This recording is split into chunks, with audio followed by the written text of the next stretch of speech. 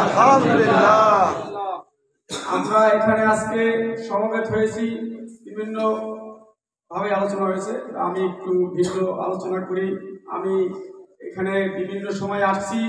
আমাদের মাঝে আলহাজ আব্দুল খালিক ব্যাপারী সাহেব ছিলেন, উনি প্রায় থাকতেন। আলাউদ্দিন সাহেবের সাথে ওনার ভালো সম্পর্ক ছিল। উনি আজকে আমাদের মাঝে নাই। আমরা তার বইয়ের মাগফিরাত কামনা করি।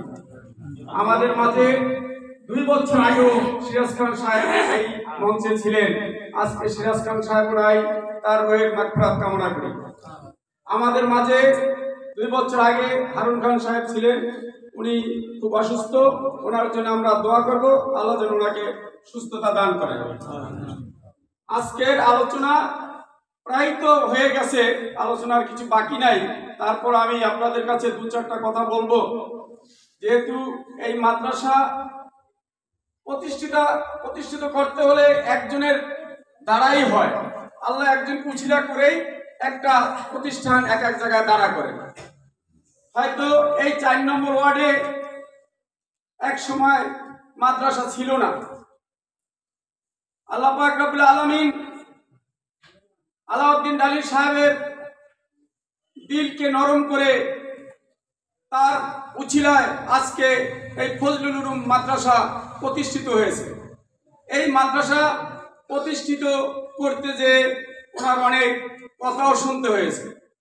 বন্ধুরা, তারপরে কিন্তু উনি মাদ্রাসার হাল ছেড়ে দেন নাই।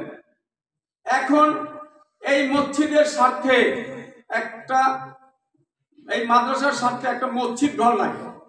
যেহেতু মাদ্রাসায় অনেক ছাত্রছাত্র, এখানে প্রায় 250 শিক্ষক ছাত্র নিয়ে, এদের জন্য তো আলাদা একটা মসজিদ লাগে। এখানে এরা বিভিন্ন দূরে জায়গায় নামাজ পড়া একটা কষ্টকর ব্যাপার। তাই আলাউদ্দিন সাহেব চিন্তা ফিকির করে স্থানীয় মানুষের সহযোগিতা নিয়ে, পরামর্শ নিয়ে মসজিদে আল কারিম নামে মসজিদ নির্মাণ করার প্রজেক্ট হাতে নিয়েছে। আল্লাহ পাক রব্বুল আলামিন আপনার আমাদের মাঝ থেকেই এই মসজিদের অভাব দূর করে দেবেন। কারণ আল্লাহর ঘর মসজিদ। আল্লাহ এই ঘরকে আপনার মতো আমার মতো এই মানুষ দিয়েই করাইবে। দুনিয়ার মধ্যে কাদের দিয়ে মসজিদ করবে? আমাদের মতো মানুষ দিয়েই। এই মসজিদ আমরা সহযোগিতা করব। যেহেতু এই মাদ্রাসার ছাত্ররা মসজিদে পাঞ্জেখানা মসজিদে নামাজ পড়লে 1 সওয়াব, জুমার মসজিদে নামাজ পড়লে 1 সওয়াব, মসজিদে হেরেম শরীফে নামাজ পড়লে 1 সওয়াব, মসজিদে নববীতে নামাজ পড়লে 1 সওয়াব। এর ধারাবাহিকতা আছে। এখানে বিজ্ঞ আলেমরা যারা মসজিদ না থাকার কারণে এই মাদ্রাসায় তাদের জামাত করতে হয়, তাহলে তাদের সওয়াবের দিক দিয়ে অনেক কমতি হয়ে যায় না? কি আলেম ভাইরা?